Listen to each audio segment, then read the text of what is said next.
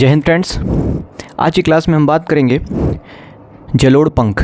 जलोढ़ पंख क्या होता है, कैसे बनता है, इसके बारे में हम चर्चा करेंगे और इसके बाद हम बात करेंगे कि जलोढ़ शंकु किसको कहते हैं। सारी घटनाएं आज की क्लास में हम समझेंगे। देखिए, समझते हैं जलोढ़ पंख क्या होता है, जलोढ़ पंख का निर्माण कैसे होता है। देखिए क्या होता है बालक, जब कोई पर्वत है, मान लीजिए कोई पर्वत है, ठीक है, एक पर्वत इस प्रकार से है, या एक पर्वत कह सकते हैं कि थोड़ा मंद ढाल वाला है, ठीक है, मंद ढाल वाला और तीव्र ढाल वाला। क्या होता है कि जब हमारी नदियाँ जो होती हैं, नदियाँ हमारी यहाँ से क्या करती हैं, आती हैं। नदी है, ये क्या है हमारी नदी, जिसको कहते हैं आप नदी। नदी जो है वो जब इस अवस्था से आती है तो कुछ देर बाद क्या होती है, कुछ नीचे आने के बाद वो थोड़ा मंद ढाल में हो जाती है। इतना तो आप समझते होंगे कि हमेशा इसका तीव्र ढाल नहीं होता है, कुछ मंद ढाल भी हो जाती हैं। तो मंद ढाल में जब नदी आती है, मंद ढाल में जब आती है, नदी का जब बहाव इस प्रकार से मंद ढाल में होता है, तीव्र ढाल से वो किस में ले आती है, मलबा वो क्या करती है, मलबा को लेकर के आती है, जिसको कहते हैं आप जलोढ़। जब जलोढ़ों को लेकर के आती है, जब अपने अवसादों को लेकर के आती है नदी, जब अपने अवसादों को लेकर के आती है खूब स्पीड में। अवसाद में क्या होते हैं बालक, जो नदी, जो इस पर्वत का अवसाद होता है, ये जो पर्वत है इसमें के जो अवसाद होते हैं, मान लीजिए यहाँ पर इसमें पत्थर था, क्या थी, चट्टान थी कोई। अब नदी ने आया, इस नदी आई और इसको क्या कर दी, तोड़ दी। समझें आप ध्यान से, इसको क्या कर दी, तोड़ दी।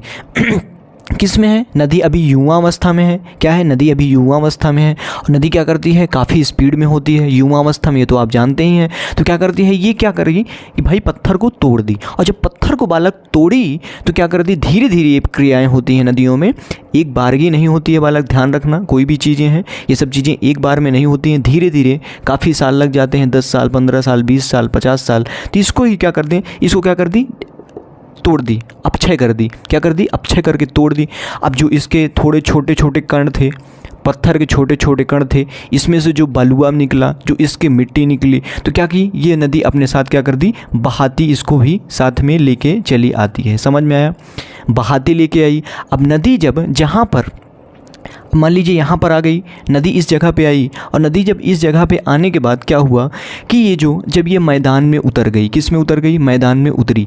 तो मैदान में उतरी, जब मैदान में उतरती है बालक, मैदान में उतरने के बाद मैं इसको यहाँ पर बता रहा हूँ, जब नदी क्या हुई, मैदान में, यहीं पर समझिए, मैदान में उतर गई। कहाँ पर उतरी, मैदान में उतर गई।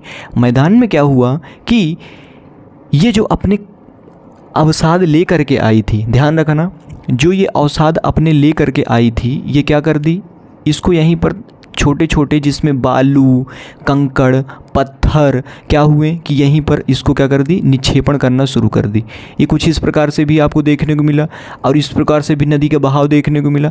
मतलब कि बालक क्या हुआ, यहाँ पर नदी जो है फैल गई। समझ में आया, किस में, मैदान में जब उतरी नदी, जिसको आप पर्वतीय गिरिपाद कहते हैं या गिरिपाद कहते हैं, पर्वतीपाद कहते हैं। समझ में आया। तो क्या की कि पर्वत के पाँव के पास, समझिए, पर्वत के पाँव के पास क्या कर दी, उनका सबका निक्षेपण करना शुरू कर दी। निक्षेपण जब बालक वो करना शुरू कर दी, निक्षेपण करना शुरू कर दी, मान लीजिए ये पर्वत का पाद है, मतलब गिरिपाद है, पाँव है पर्वत का, यहाँ पर मान लीजिए ये पर्वत का यहाँ से पाँव खत्म हुआ और उसके बाद इस प्रकार से ये मैदान मिलना शुरू हो गया। ठीक है, नदी ने आया, नदी आई, यहाँ पर क्या कर दी, यहाँ पर सारे अपने अवसादों को निक्षेपित करना शुरू कर दी। इसमें बालू भी हो सकते हैं, पत्थर भी हो सकते हैं, छोटी छोटी चट्टानें भी हो सकती हैं, पत्थर जिसको आप देखते हैं चट्टानें हो गई, और भी मिट्टी के कुछ अवसाद ऐसे हो सकते हैं। तो क्या करना कर दी, यहाँ पर धीरे धीरे इसको क्या करना शुरू कर दी, इस प्रकार से इकट्ठा करना शुरू कर दी। भाई नदी यहाँ पर जब आएगी बालक, नदी यहाँ पर समझिएगा, यहीं पर डाउट होता है काफ़ी बच्चों को, टीचर यहाँ से यहीं पर इतना ही बता करके निकल जाते हैं, ठीक है, लेकिन मैं आपको इतना ही बता करके नहीं निकलने वाला, ध्यान रखना। यहाँ पर जब बालक नदी कभी भी मैदान में उतरेगी तो वो क्या करना शुरू करेगी, फैलना शुरू करेगी। इतना तो आप जानते ही हैं, फैलना शुरू करेगी, क्योंकि भाई अभी तक तो वो स्पीड में आ रही थी और जब नीचे डायरेक्ट उतरी तो वो क्या हुई, फैलना शुरू कर दी। क्या होगी, फैलना शुरू करेगी कि नहीं करेगी, ध्यान रखिएगा। नदी आई यहाँ से, ये आई यहाँ से, मान लीजिए ये नदी है, अभी तक तो यहाँ से तेज़ थी, अब यहाँ पर मैदान में आई, जब ये जैसे ही मैदान में उतरी बालक, तो ये क्या करना शुरू कर दी, फैलना शुरू कर दी। अब ये अपने साथ जो अवसाद लाई थी, इसको क्या करना शुरू कर दी, यहीं पर कहीं कहीं पर इकट्ठा करना शुरू कर दी। मतलब बालू, पत्थर, मतलब इसमें क्या हुई कि नदी की ढाल जो है कुछ धीमी गति से हो गई और यहाँ पर नदी कुछ इस प्रकार से भी फैलना शुरू कर दी। समझ में आया? इस प्रकार से भी फैलना शुरू कर दी। तो नदी के बगल में यहाँ पर आपको देखने को मिलेगा इस प्रकार से आपको कुछ पत्थर, कंकड़, मिट्टियाँ आपको क्या देखने को नदी के थोड़ा जहाँ पर उतरती है नदी वहाँ पर आपके किनारे में आपको कुछ देखने को मिलता होगा। ठीक है, कभी आप जाइएगा देखिएगा तो कुछ इस प्रकार से मिलता होगा। तो बालक जो ये यहाँ पर निक्षेपण कर दी, समझिएगा, जिसमें बालू, पत्थर, कंकड़ सब कुछ यहाँ पर मिले हैं, इसी को कहते हैं जलोढ़ पंख। क्या कहते हैं? जलोढ़ पंख। समझिए, पंख क्या कह दिए? जलोढ़ पंख। ध्यान समझिए, एलुवियल फ़ैन, समझ में आया? क्या कर दिए? Alluvial fan. ये अभी छोटे में है, क्या है? अभी छोटे से उसमें है, जो कि छोटे में रहने के कारण इसको क्या कह दिए? एलुवियल फ़ैन का नाम दे दिया गया। लेकिन जब ये बड़ा होने लगा, एक नदी यहाँ से बही, 2-4 चीज़ें हैं। देखिए, अगर मैं 2-3 नदी बनाने की कोशिश करूँ, यहाँ पर 2-3 अगर मैं ये पर्वत बना दूँ, पर्वत मैंने बना दिया, और कुछ नदियाँ यहाँ से निकली, यहाँ से निकली, और कुछ नदियाँ यहाँ से निकली। ध्यान से रखिएगा, ये नदियाँ यहाँ से निकली, ये अपने क्या की? ये अपने निक्षेप यहाँ पर इकट्ठा कर दी, ये अपने निक्षेप यहाँ पर इकट्ठा कर दी। क्या कर दी? यहाँ पर निक्षेप इकट्ठा कर दी। ये अपने निक्षेप यहाँ पर इकट्ठा कर दी। समझिए, ये अपने निक्षेप यहाँ पर इकट्ठा कर दी। तो ये जब धीरे धीरे करके बालक, जब ढेर सारा ये इकट्ठा करेगी, जब ये एक त्रिभुजाकार में आपको देखने को मिलेगा, कभी भी नदी अगर आपको देखने को मिलेगी तो यहाँ से मान लीजिए कोई भी चीज़ें आएंगी, जब यहाँ से कोई चीज़ें निकली, यहाँ पर कोई चीज़ें आई, तो बालक जब कोई अच्छी जगह पर मिलेगी तो वो क्या करना शुरू कर देगी? इस प्रकार से फैलेगी। इस प्रकार से फैलेगी कि नहीं फैलेगी? कोई चीज़ें आपका इस प्रकार से आई और यहाँ पर आपको क्या मिल गया? अपने कॉन्सेप्ट दिमाग में समझिए, कौन से आप दिमाग से समझिए। कोई नदी अगर यहाँ पर आई और उसके बाद क्या की? कोई किसी एक जगह पर क्या आई और वहाँ पर मैदान में फैल गई, इस कुछ इस प्रकार से बना ली। यहाँ पर उतरी नदी और यहाँ पर क्या हुई? फैल गई। जब बालक यहाँ पर फैल गई तो ये कुछ इस प्रकार का भी रूप ले ली, कुछ त्रिभुजाकार का भी रूप ले ली। कुछ त्रिभुजाकार का रूप लेगी कि नहीं लेगी? तो बालक जब ये त्रिभुजाकार का रूप नहीं होता है, ये खास तौर से कुछ इस प्रकार का रूप होता है, कुछ इस प्रकार का एक अप्रॉक्सीमेट हम त्रिभुजाकार मान लेते हैं, कुछ होता है इस प्रकार से। समझ में आया? कुछ इस प्रकार का रूप ले ली। जब ये बड़ा हो जाता है, जब ये जलोढ़ पंख आपका बड़ा हो जाए, जब जलोढ़ पंख आपका बड़ा हो जाए तो इसको कहते हैं जलोढ़ शंकु। क्या कह दिए? जलोढ़ शंकु, क्योंकि एक शंकुधारी बन गया है। ध्यान से देखिए, ये एक यहाँ पर क्या बन गया? एक शंकुधारी, एक कोना टाइप का बन गया। इसी को कहते हैं जलोढ़ शंकु। समझ में आया? क्या कह दिए? जलोढ़ शंकु। जब छोटा था तो क्या था? जलोढ़ फ़ैन मतलब कि जलोढ़ पंख। और जब बड़ा हुआ तो वो क्या बना लिया? एक जलोढ़ शंकु का रूप धारण कर लिया। अब देखिए क्या हुआ बालक, यहाँ पर जब ये जलोढ़ शंकु मिल करके जब खूब ढेर सारी एरिया में खूब बड़ा सा फैल गया, इधर भी ये इनके अपने निक्षेप यहाँ पर अपने ला करके इकट्ठा कर दी। पर्वत से नदी द्वारा लाए गए निक्षेप यहाँ पर इकट्ठे हो गए। तो क्या हुआ बालक, कभी आप सुने हैं कि यहाँ पर कुछ होता है कि बड़े बड़े पत्थर, कंक्रीट आपको देखने को मिलते हैं जो कि नदियों द्वारा यहाँ पर तोड़ के लाए जाते हैं। जब यह नदियों द्वारा तोड़ के लाए जाते हैं, यहाँ पर नदियाँ क्या हो जाती हैं? विलुप्त हो जाती हैं। समझ में आया? यहाँ पर नदियाँ विलुप्त हो जाती हैं। इसी को कहते हैं नदी जब यहाँ पर जहाँ पर नदियाँ आ कर के विलुप्त हो गई हैं, वहीं से आपका नदियों का जो तेज अवस्था में थी, जो कि एक युवा अवस्था में थी नदी, वो आ कर के किस में बदल गई? यहाँ पर आके प्रौढ़ावस्था में हो जाती है। प्रौढ़ावस्था में हो जाती है। किस में हो जाती है? प्रौढ़ावस्था में हो जाती है। युवा से प्रौढ़ा में बदल जाती है। समझ जाएं? यहीं पर आपको देखने को मिलेगा कि नदी का क्या हो गया? नदी का प्रौढ़ावस्था में बदलाव हो जाता है। अब देखिए, अब यहाँ पर जब प्रौढ़ावस्था में बदली तो यहाँ पर आपको देखने को मिलेगा जो कि आपका क्या है, यहाँ पर जब ये ढेर सारा हो गया, 2-3 नदियाँ मिल करके कुछ इस प्रकार से अपने निक्षेप इकट्ठा कर दी यहाँ पर, तो इसी को कहते हैं भाबर प्रदेश। भाबर का निर्माण हो जाता है। किसका निर्माण हो जाता है बालक? भाबर का निर्माण हो जाता है। इतनी बात आपको समझ में आ गई होगी। ये एकदम सिंपल भाषा में है। अगर मैं इसकी बात करूँ फिर से, यहाँ पर आपको थोड़ा डाउट होगा। मान लीजिए कि कोई आप नदियों के साथ हैं या आप किसी नाले के साथ हैं। नाले में देखते होंगे कुछ चीज़ें होती हैं जो कि, मान लीजिए नाले की अगर बात करूँ तो उसमें आप पॉलीथीन वगैरह आपको देखने को मिलती है, बहती हुई आती है। क्या होती है? वहाँ से खूब तेज़ी से बहती हुई आती है और बहने के आने के कारण वहाँ पर जब उसको फैलाव मिलता है तो क्या होती है? वो फैल करके क्या होती है? साइड में लग जाती है। देखने को मिला होगा आपको, क्या होती है? साइड में लग जाती है। जब वो साइड में लग जाती है तो बालक यहाँ पर भी वैसी चीज़ें होती हैं। क्या होती हैं? यहाँ पर भी जलोढ़ पंख में भी ऐसी चीज़ें होती हैं।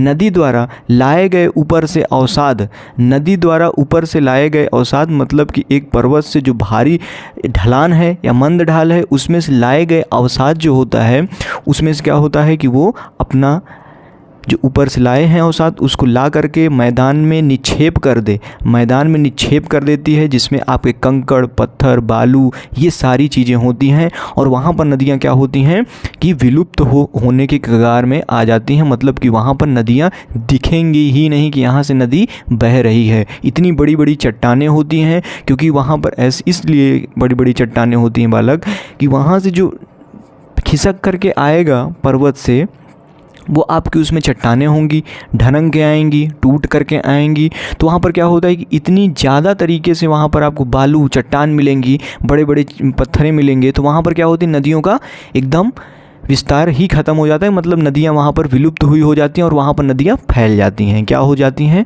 फैलने के कारण वहाँ पर यही देखने को मिलता है कि जिसको आप भाबर प्रदेश कहते हैं। भाबर प्रदेश इसीलिए होता है। भाबर प्रदेश बनने से पहले भाबर कब बनता है, भाबर कैसे बना, इसका भी आपको जानकारी रखना बहुत ज़रूरी है। भाबर तब बनता है बालक, भाबर के पहले आपको जलोढ़ शंकु बनते हैं। समझिए, भाबर बनने के पहले आपको जलोढ़ शंकु बनेंगे। जलोढ़ शंकु बनने के पहले आपको जलोढ़ पंख बनते हैं, जो कि पंख सबसे छोटा होता है। पंख सबसे छोटा होता है और शंकु जब धीरे धीरे करके, मैंने आपको यहाँ पर बताया कि शंकु जब बड़ा हो जाए तो कुछ इस प्रकार का रूप धारण कर लेता है, जिससे कि इसको जलोढ़ शंकु का नाम देते हैं। और जब जलोढ़ शंकु जब धीरे धीरे बड़ा होने लगे, जब जलोढ़ शंकु जब धीरे धीरे इसकी अपेक्षा क्या होने लगे, 2, 3, 4 नदियाँ मिल करके खूब बड़े साइज में, खूब बड़े एरिया में आपको देखने को मिलने लगे, तो उसी को कहते हैं भाबर। क्या कहते हैं? भाबर, या भाबर प्रदेश का क्षेत्र है। ये भाबरी क्षेत्र है। समझ में आ गया होगा। जलोढ़ शंकु, जलोढ़ पंख, इसके विषय में आपको पूरी यहाँ पर जानकारी मिल गई होगी। काफ़ी बच्चों का डाउट रहता है कि सर ये समझ में ही नहीं आता है कि मतलब कहाँ से ये, मतलब कि काफ़ी बच्चे सोचते हैं कि सर वो फिर डेल्टा के क्यों नहीं निर्माण कर देती। बालक नहीं, डेल्टा का निर्माण तब होता है जब अपनी नदियाँ जब लास्ट अवस्था में पहुँच जाती हैं, एकदम लास्ट में वृद्धावस्था से होकर के जब अपने एकदम लास्ट स्टेज पर पहुँचती हैं, तो वो वहाँ पर वो डेल्टा का निर्माण करती हैं। जिसमें कि जब वहाँ से इस जगह से कंकड़ पत्थर छोड़ करके और जब इस जगह से मटेरियल लेकर के चलना शुरू करेंगे, समझिए, जब इस जगह से मटेरियल लेकर के चलना शुरू करेंगी, तब यहाँ से उसमें बालू भी रहता है, काफ़ी एकदम मिट्टी भी रहती हैं, क्योंकि अब मैदानी भाग से चल रही है नदी, तो इसलिए यहाँ पर क्या देखने को मिलेगा, मिट्टी भी रहती हैं और ढेर सारी ये भी चीज़ें होती हैं, क्योंकि पत्थर से भी यहाँ से भी कुछ मिट्टियाँ आपको देखने को मिलेंगी। पत्थर तो यहीं रुक गए। अब पत्थरों की इतनी हिम्मत तो नहीं है बालक की नदियों की कि भाई वो यहाँ से, बाकी ये होता है बालक यहाँ के भी पत्थर क्या होते हैं, धीरे धीरे टूट करके इन्हीं नदियों के साथ बहते रहते हैं। समझिए, धीरे धीरे क्या होते हैं, इन्हीं नदियों के साथ बहते रहते हैं, लेकिन एक बारगी यहाँ से ढनंग करके यहाँ आए और यहीं पर रुक गए। ठीक है, ढनंग करके यहाँ आए बड़े पत्थर और यहीं पर रुक गए, जिससे कि इतनी जल्दी इनका जो है अपक्षय नहीं होता है पत्थरों का, जिससे कि धीरे धीरे ये तोड़ करके नदियाँ बहाती रह जाती हैं और ले जा कर के लास्ट स्टेज में अपने वहाँ पर छोड़ती हैं। तो वहाँ पर बनता है आपका डेल्टा। समझ में आया? वहाँ पर आपको वी तरीका भी देखने को मिलेगा, डेल्टा भी देखने को मिलेगा। ये सारी चीज़ें मैंने और भी क्लासेस में डिस्कस की है। अगर आपको वी तरीका नहीं पता है क्या होता है या डेल्टा कैसे बनते हैं, इसके भी बारे में पता करना है, पढ़ना है, तो आप जाइए मेरे चैनल पर जुड़ जाइए और मैं ऐसी ही आपको जानकारियाँ देता रहता हूँ।